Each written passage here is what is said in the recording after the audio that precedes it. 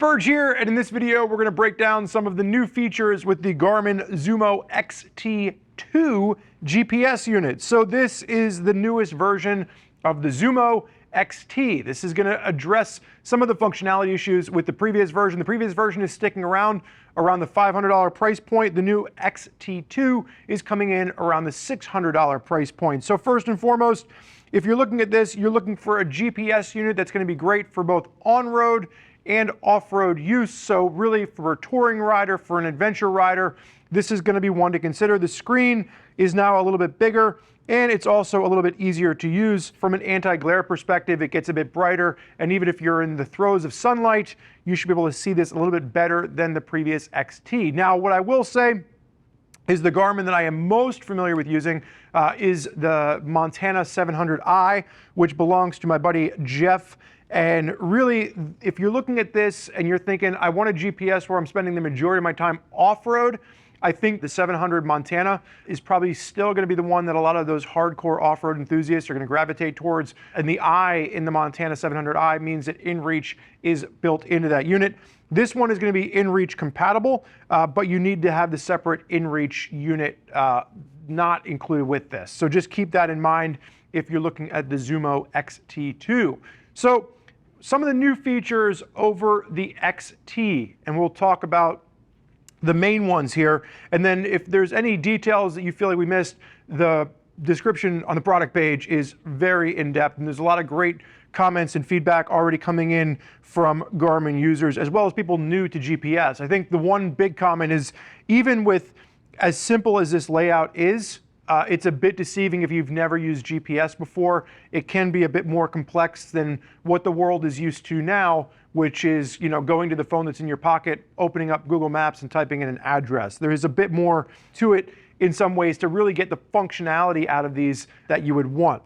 So starting with the new, again, 6-inch screen over the 5.5-inch screen, and this is now going to give you a much better view of the screen if you are using this in bright direct sunlight. This is going to be USB-C charging versus the previous version, and the ports for this are going to be down at the bottom now. So you'll see they're covered up under these little rubberized tabs. That's where the micro SD card would fit in, and you've got your USB-C under the other one, so that's now moved to the bottom of the unit. Still going to be rated IPX7, which means it's waterproof, but it's not dustproof. So if you are using this in extreme off-road conditions where there is a lot of dust, that can still lead to problems. So just keep that in mind. Now, 32 gigs built in, up to an expandable 256 gigs with that micro SD card.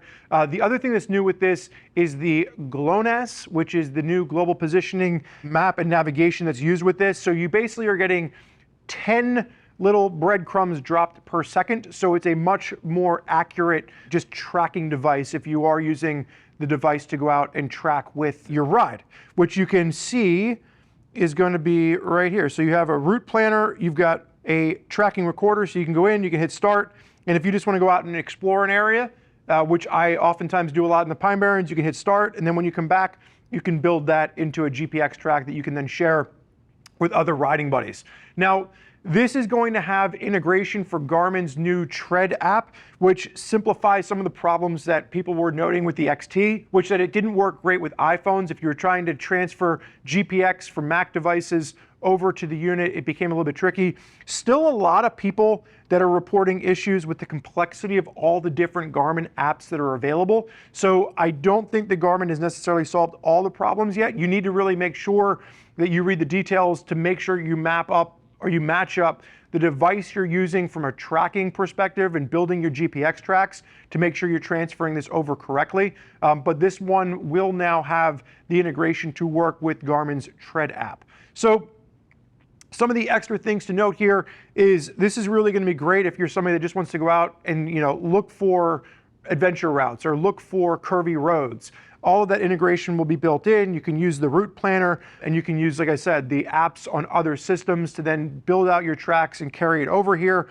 But from some of the comments that I've read, for people that are coming from phones and just the simple navigations that phone provides, learning to navigate via a GPS unit can still be very complex, especially if you're trying to build out tracks.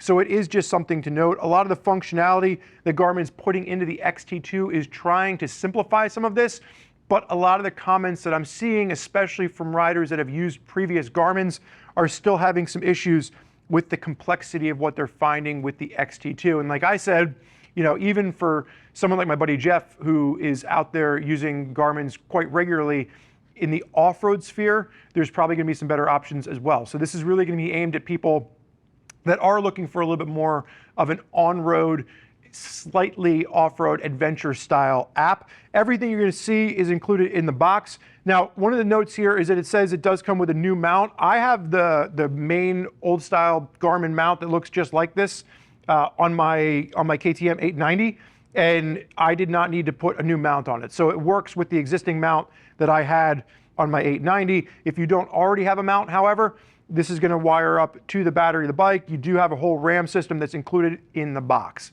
So just keep that in mind. Now, obviously, there's a lot of detail on this that we're just not going to get to in this video, but we wanted to just kind of hit on some of the new features that is going to set this apart from the XT and the legacy that really started back in 2020, and then carrying this over to the new version, which is going to be, you know, a slight price increase around the $600 mark, but it is addressing some of the issues that the XT had.